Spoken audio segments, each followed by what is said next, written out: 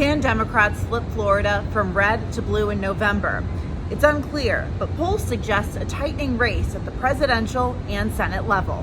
A recent Morning Consult poll shows Vice President Kamala Harris trailing former President Donald Trump by only 2 points in the state. And a poll from The Hill and Emerson College shows former Congresswoman Debbie McCarcel-Powell trailing incumbent Florida Senator Rick Scott by 1 point. However, most other polls have shown more of a 4 to 5 point gap between McCarcel-Powell and Scott. The latest poll numbers seem to be reflective of the narrowness of Trump and Scott's past statewide wins. Trump won Florida by about 3 points in 2020 and by 1 point in 2016. Meanwhile, Scott won his 2018 Senate race by less than a point and his 2 gubernatorial victories by less than 2 points. Democrats argue that 2 ballot measures in the state, one to enshrine abortion rights known as Amendment 4 and one to legalize recreational marijuana known as Amendment 3, will also drive turnout for them in a presidential year. And Republicans acknowledge that abortion and marijuana ballot measures will jolt turnout in November,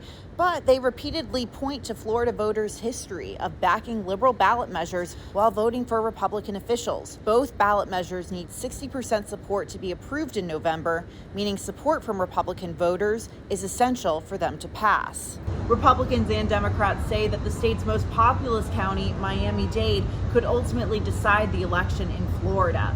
The county was once seen as a reliable stronghold for Democrats, but in recent years, including during the 2022 midterm elections, the county has flipped from blue to red.